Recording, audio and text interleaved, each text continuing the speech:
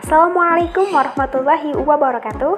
Kami dari kelompok 10 akan menjelaskan materi hari ini mengenai Islam dan globalisasi, Islam eksklusif, inklusif, dan pluralis. Dengan anggota kelompok Irma Sofia 2017302009, Rahma Nurul Khotimah 2017302013, Wulan Nur Fadilah 2017302023, dan Nur Laila 2017302036. Selamat menyaksikan. Pengertian Islam dan globalisasi.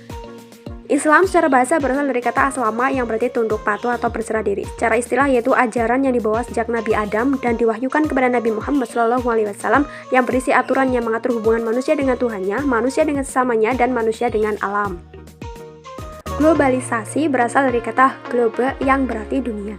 Juga dapat diartikan sebuah proses penyatuan dunia yang secara perlahan tetapi pasti mulai menghilangkan sekat-sekat negara dan bangsa. Islam dan globalisasi dibagi menjadi tiga.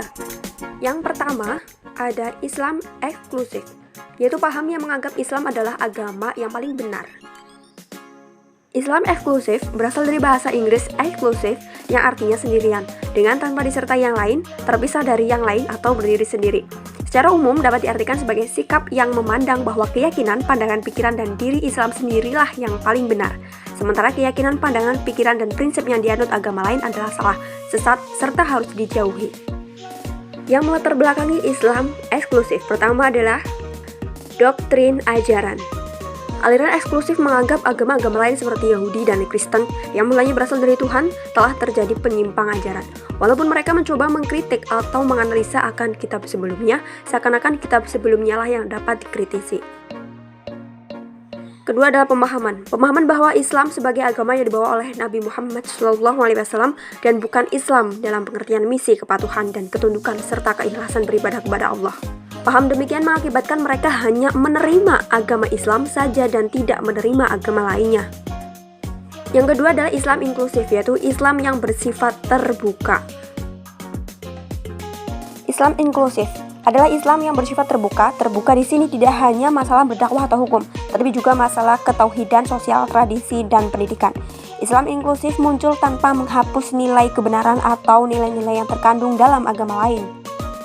Ciri-ciri Islam inklusif adalah mengakui kebenaran semua agama, menghormati kebebasan dan dalam keyakinan antar sesama, menghormati adat yang ada, berpegang pada Al-Quran dan Sunnah, terbuka terhadap pendapat dari agama lain. Yang ketiga adalah Islam pluralis, yaitu paham yang memiliki toleransi tinggi dengan agama lain. Pluralisme berasal dari kata pluralis yang berarti jamak atau lebih dari satu.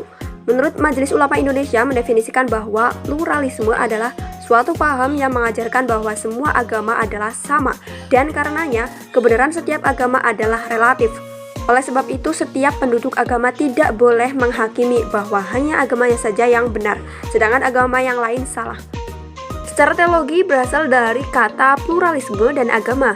Dalam bahasa Arab berarti al-ta'addudiyah, al-diniyah, dan dalam bahasa Inggris religious pluralis. Sikap Islam pluralis ini percaya bahwa setiap agama mempunyai jalan keselamatannya sendiri. Karena itu, klaim Islam adalah salah satu jalan di antara eksklusif dan inklusif. Argumen para sarjana muslim inklusif dalam memahami esensi Islam dan sikap Al-Quran terhadap Yahudi dan Nasrani. Yang pertama adalah menginklusifkan monoteisme Ibrahim.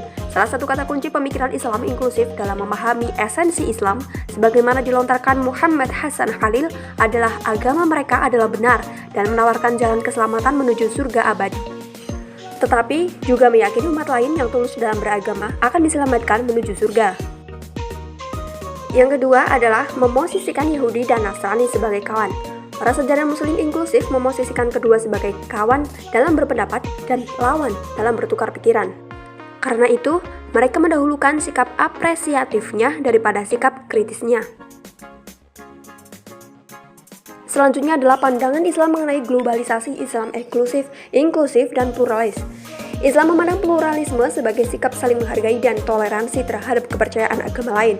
Maka untuk dapat beradaptasi dengan pluralisme dan paham keislaman yang lain, di era globalisasi ini perlu adanya keberanian dari umat Islam untuk melakukan dialog antar sesama muslim bahkan dengan pemeluk agama-agama yang lain, serta berpijak pada berprinsip ajaran agama Islam agar terwujudnya keterbukaan. Terjadinya interaksi yang baik sehingga masing-masing umat Islam dapat saling menghargai berbagai perbedaan tanpa harus adanya kesalahpahaman. Jadi, bahwasanya kita sebagai umat muslim harus mengerti dan dapat memahami secara betul bahwa dalam Islam juga terdapat banyak perbedaan, pemahaman, dan sikap pada setiap golongan. Maka dari itu, bersikaplah dengan menghargai setiap perbedaan itu, tidak perlu memaksa orang lain untuk sepaham dengan kita. Teruslah menebar kebaikan dan bertakwa kepada Allah Subhanahu wa Ta'ala.